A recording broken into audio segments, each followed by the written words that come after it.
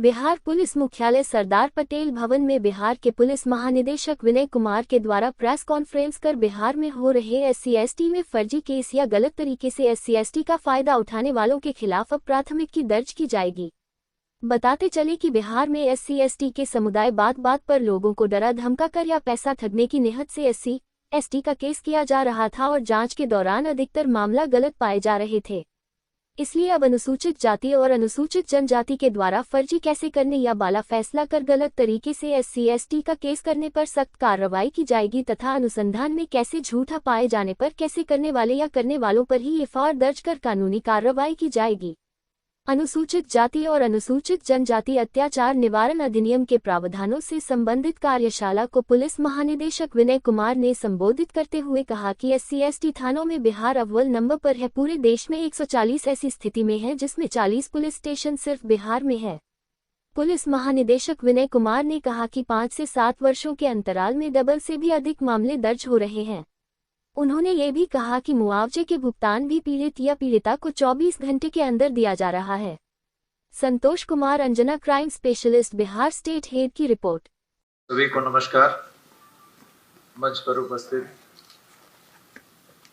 ADG CID पारस जी, ADG कमजोर वर्ग Amit ji, director SC/ST welfare Shyam Bihari Meena ji, हमारे SP weaker section Javed ji, और सुप्रीम कोर्ट से यहाँ पर इस कार्यशाला में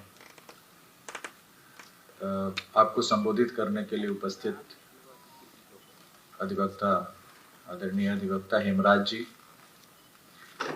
संजू जी, हमको लगता है कि हम दर्जनों कार्यशालाओं में हिस्सा लिए हैं जिसमें हम भी रहे हैं, ये भी रही हैं फॉर द लास्ट 12-14 साल से। Thank you so much. और काफ़ी एक्टिव रही हैं जुवेनाइल जस्टिस के मामलों में, SC/ST वेलफेयर के मामलों में।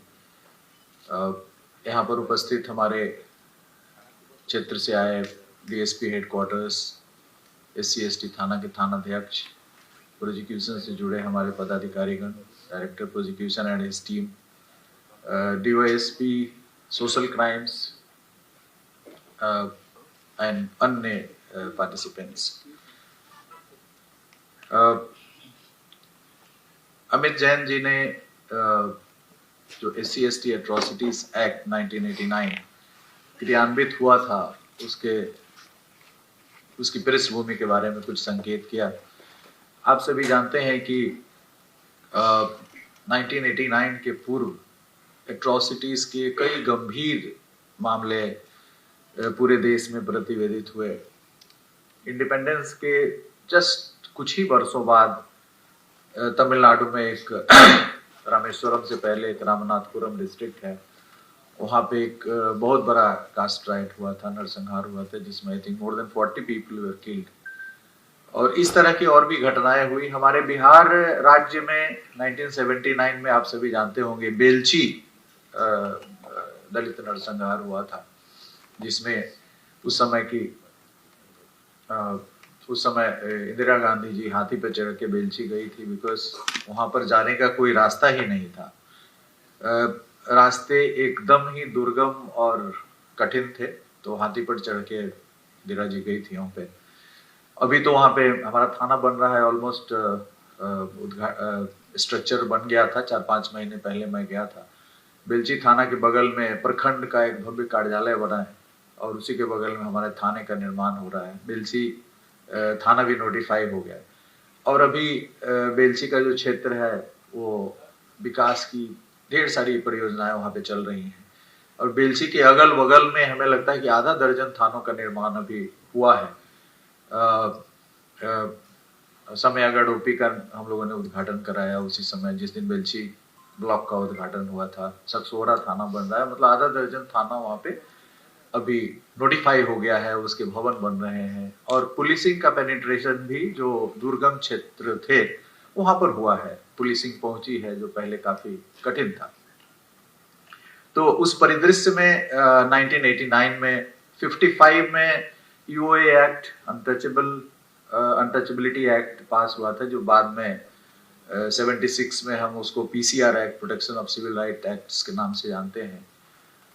लेकिन उस कानून में उतनी धार नहीं थी और बहुत ही सीमित दायरा था उसका, इसलिए 1989 में SC/ST एट्रोसिटीज एक्ट पारित हुआ और 1990 से ये लागू है। केसेस दर्ज किए जा रहे हैं। जब 70s के दौर में बेलछी नरसंहार वगैरह हुआ था तो उस समय CID के अंदर, बिहार क्रिमिनल इन्वेस्टिगेशन डिपार्टमेंट के अंदर एक अनुसरवन कोषांग का गठन किया गया था और उसमें एक DIG का पद सृजित हुआ था। अर्ली 70s में जब एट्रोसिटीज की घटनाएं राज्य के विभिन्न क्षेत्रों से प्रतिवेदित हो रही थी तो CID के अंदर एक DIG का पद सृजित किया गया था जिसे अनुश्रवण कोषांग के नाम से जानते हैं और पूरे राज्य के लिए CID के ही अंतर्गत एक थाना का सृजन किया गया था और उसमें था कि प्रिलिमिनरी इंक्वायरी की जाएगी और यदि मामला अत्यंत गंभीर है तो CID के तहत कार्यरत SC/ST थाना में मामला दर्ज किया जाएगा और CID के पदाधिकारी उसका अनुसंधान करेंगे। ये पहला कदम था बिहार राज्य के द्वारा अर्ली 70s में लिया गया जिसमें CID के अंदर एक थाना कार्यरत हुआ। उस थाने को बाद में